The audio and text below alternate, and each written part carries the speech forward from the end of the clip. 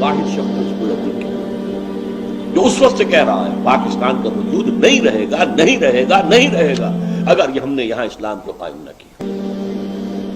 یہ اپنے رضاعیت کو چھوڑ چکا، گم کر چکا ہے ہی نہیں، وجود کے لیے جواز نہیں ہے، بے جواز چیز قائم نہیں رہا کرتی. میں چونکہ خود عینی شاہد ہوں، میں نے مسلم اسٹوڈنٹ فیڈریشن کے ایک کارکن اور ایک رہنما بھی آپ کہہ سکتے ہیں، اس لیے کہ میں حصار ڈسٹرکٹ مسلم اسٹوڈنٹ فیڈریشن کا جنرل سیکرٹری تھا ہائی اسکول اسٹوڈنٹ کی حیثیت سے. ہم نے جلوس نکالے، نعرے لگائے، پاکستان کا مطلب کیا، لا الہ الا اللہ. ہم نے دعائیں مانگی جمعوں کے اجتماعات میں، عیدین کے اجتماع میں، اے اللہ ہمیں انگریز اور ہندو کی دوہری غلامی سے نجات دے تاکہ تیرے دین کا بول بالا کرے، تیرے نبی کا دیا ہوا نظام قائم کرے. ہم نے پاکستان، اللہ نے تو وعدہ پورا کر دیا. اور وہ آیت جو ہے سورہ اعراف کی ہے، حضرت موسیٰ سے جب کہا تھا کچھ لوگوں نے، اسرائیلیوں نے، اے موسیٰ آپ کے آنے سے پہلے بھی ہمیں ستایا جاتا تھا، آپ کے آنے کے بعد بھی ستایا جاتا ہے، ہماری حالت میں کوئی فرق نہیں آیا آپ کے آنے سے.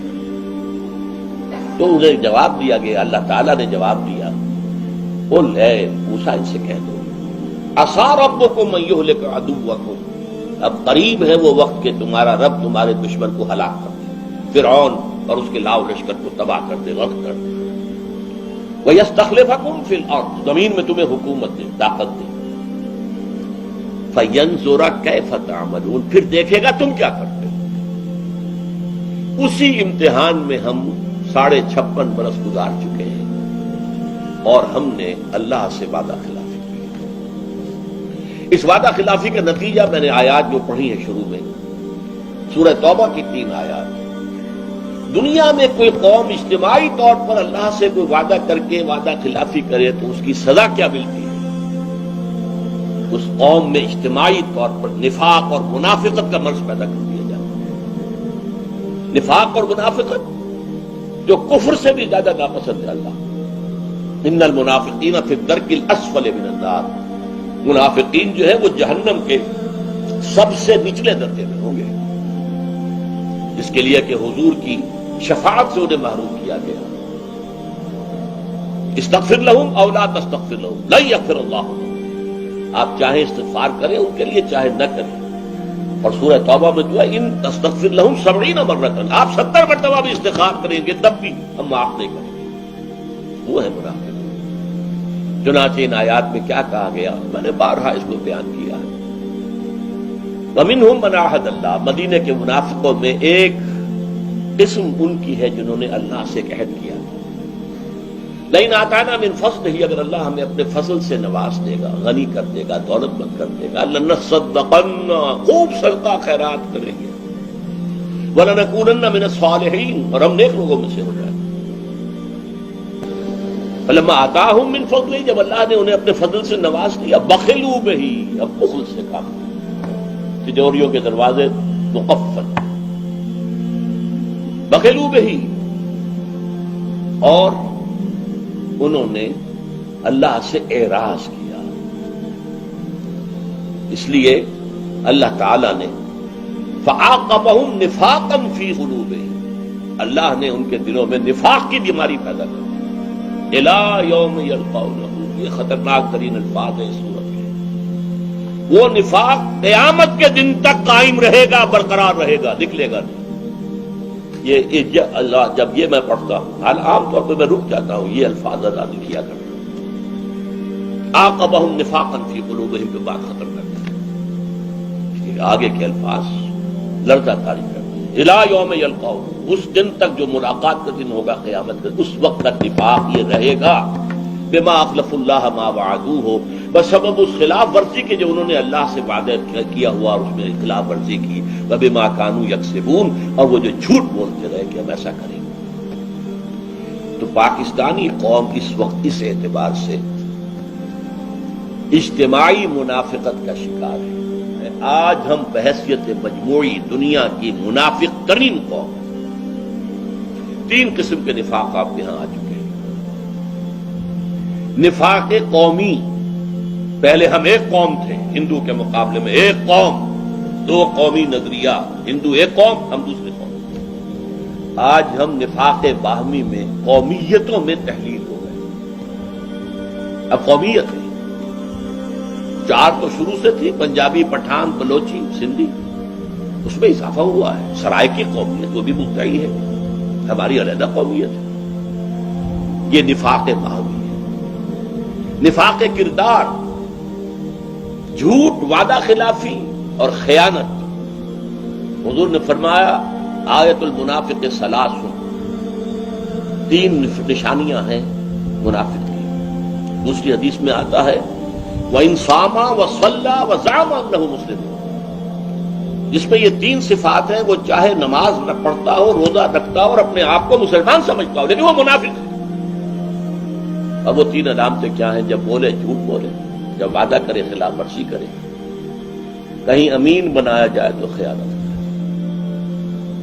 یہ تینوں چیزیں ہمارے ہاں عوامی سطح پر جس طرح ہیں وہ تو سب کو معلوم ہے، لیکن جو زیادہ قابل توجہ اور قابل حذر بات ہے وہ کیا ہے کہ ہمارے ہاں جو جتنا اونچا ہے اتنا ہی جھوٹا، اتنا ہی وعدہ خلاف اور اتنا ہی بڑا خائن ہے. اربوں کی خیانتیں ہوتی ہیں، اب وہ سینکڑوں ہزاروں والی بات تو ختم ہوتی ہے. غبن غبن در غبن. اس نفاق کے ہم اس وقت مریض ہیں. اسی کا ایک اور نقشہ، اس کے نتیجہ یہ ہو سکتا ہے جیسا کہ میں نے کہا کہ اللہ کا عذاب ادنا کی شکل میں آ چکا ہے 1971 میں. زبردست شکست. 93,000 ہمارے قیدی ہندوستان کے پاس گئے. پاکستان 2 لخت ہو گیا. بدترین شرمناک شکست. ہمارے ٹائیگر جنرل نے اپنا پستول پیش کیا. یہ ہے عذاب ادنا. قرآن مجید میں سورہ سجدہ میں آیت ہے وَلَنُذِيقَنَّهُم مِّنَ الْعَذَابِ الْأَدْنَىٰ دُونَ الْعَذَابِ الْأَكْبَرِ. ہم انہیں مزہ چکھائیں گے چھوٹے عذاب کا بڑے عذاب سے پہلے. چھوٹا عذاب کیا ہے؟ یہ جو اللہ ذرا جھنجھوڑنے کے لیے، بیدار کرنے کے لیے شاید جاگ جائے. کبھی قحط آ گیا، کبھی کچھ اور آ گیا، کبھی سیلاب آ گیا، اللہ کی طرف توجہ. لیکن یہ کہ ہم نے اس عذاب ادنا جو حادثہ تھا اس سے کوئی سبق حاصل نہیں. پھر عذاب اکبر ہے جو اب سر پر کھڑا ہوا. اور عذاب اکبر دنیا میں، ایک تو آخرت کا عذاب ہے. دنیا میں عذاب اکبر کیا ہوتا ہے؟ کسی قوم کو جڑ سے اکھاڑ پھینکا جائے. جو دنیا میں آتا رہا ہے قوموں کے اوپر، قوم نوح پر، قوم ہود پر، قوم صالح پر، یہ کون سا عذاب تھا؟ فَقُطِعَ دَابِرُ الْقَوْمِ الَّذِينَ كَفَرُوا. ان کی جڑ کاٹ دی گئی. جڑ اگر رہے تو پھر دوبارہ وہ پودا اگ سکتا. جڑ سے اکھاڑ دیا جائے تو اب پودے کے دوبارہ اگنے کا کوئی امکان نہیں. یہ بھی الفاظ آئے ہیں لا یرا الا مساکنہم، کہ اب ان کے مسکنوں کے سوا کچھ نظر نہیں آتا. قوم سمود کے جا کر وہ محل دیکھ لیجئے جو انہوں نے چٹانیں تراش تراش کر بنائے تھے، ان میں رہنے والا تو کوئی نہیں. اور یہ الفاظ بھی آئے ہیں کہ جیسے وہ کبھی آباد ہی نہیں. کالم یغنو فیہا، کوئی تھا ہی نہیں. نسیم منسیہ، وہ عذاب ہے اکبر. اور نوٹ کیجئے میں اس کا انتظار کر رہا ہوں کم سے کم 84 سے 20 برس ہو گئے. میں واحد شخص ہوں اس پورے ملک کے اندر جو اس وقت سے کہہ رہا ہے پاکستان کا وجود نہیں رہے گا، نہیں رہے گا، نہیں رہے گا اگر ہم نے یہاں اسلام کو قائم نہ کیا. یہ اپنے رضاؤں دیا چھوڑ چکا، گم کر چکا ہے ہی نہیں. وجود کے لیے جواز نہیں ہے، بے جواز چیز قائم نہیں رہا کرتی.